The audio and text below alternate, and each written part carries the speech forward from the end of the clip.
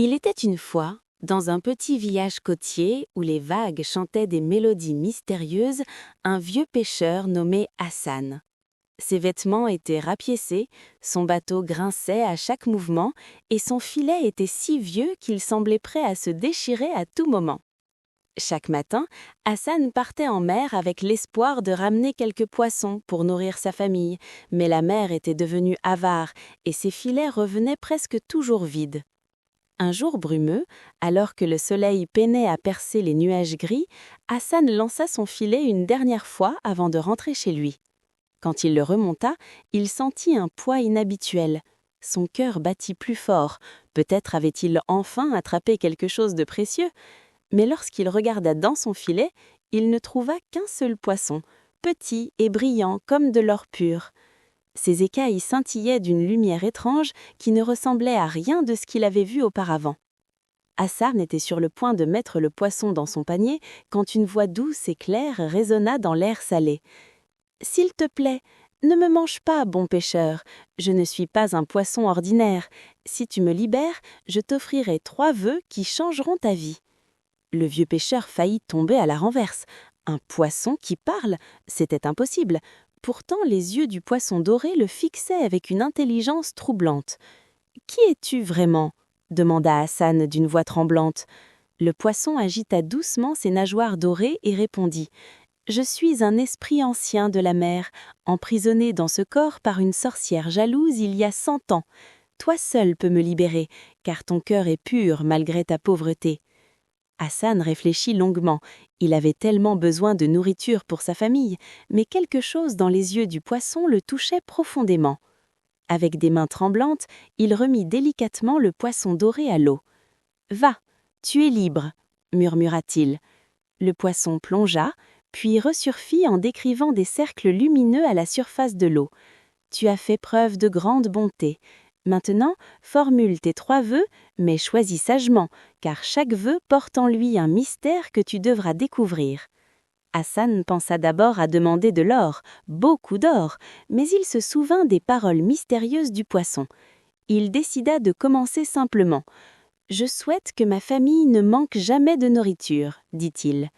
Le poisson doré brilla encore plus fort, puis disparut dans les profondeurs marines en laissant derrière lui un sillage de lumière dorée.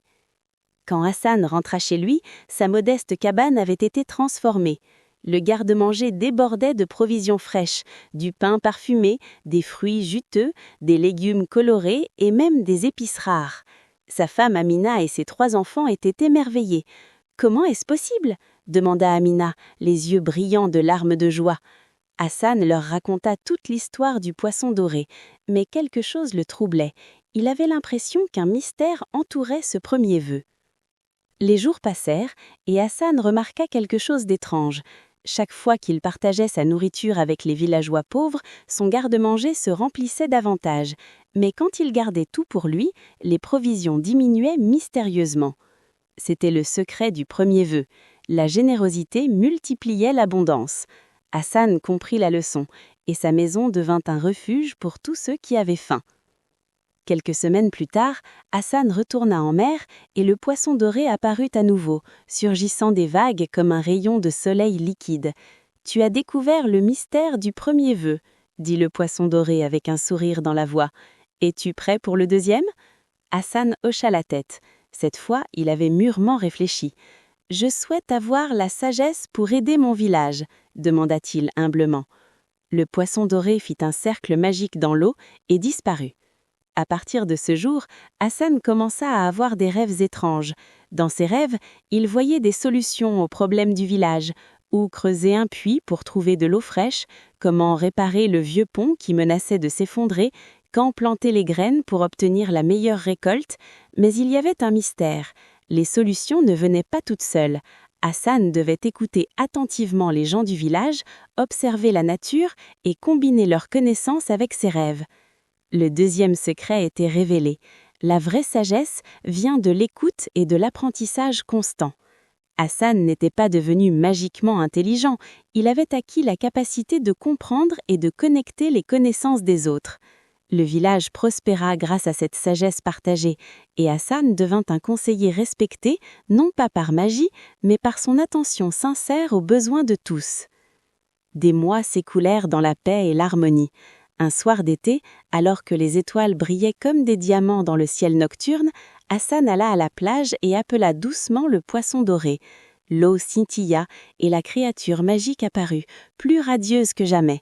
« Tu as découvert les 2 premiers mystères », dit le poisson doré avec un sourire dans la voix. « Es-tu prêt pour le 2e » Hassan hocha la tête. Cette fois, il avait mûrement réfléchi.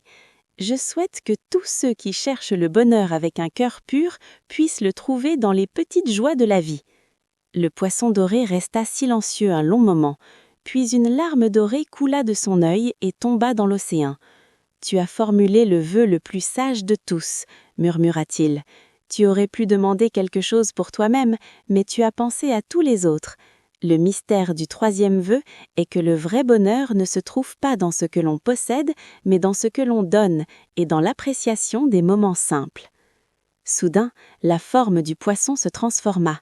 Il grandit et changea, devenant un esprit lumineux qui flottait sur l'eau.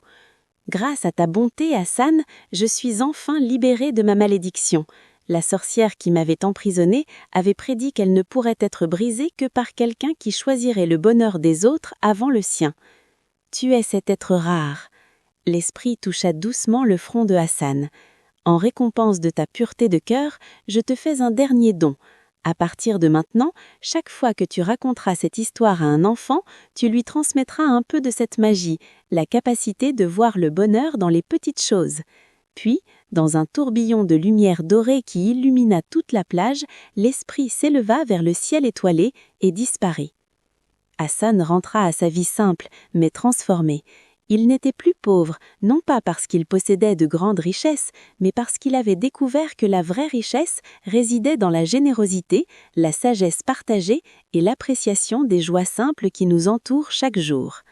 Chaque soir, il racontait son histoire aux enfants du village et ces enfants grandissaient en comprenant que la magie la plus puissante du monde est celle de la bonté, une oreille attentive et la capacité d'apprécier les merveilles simples qui nous entourent chaque jour.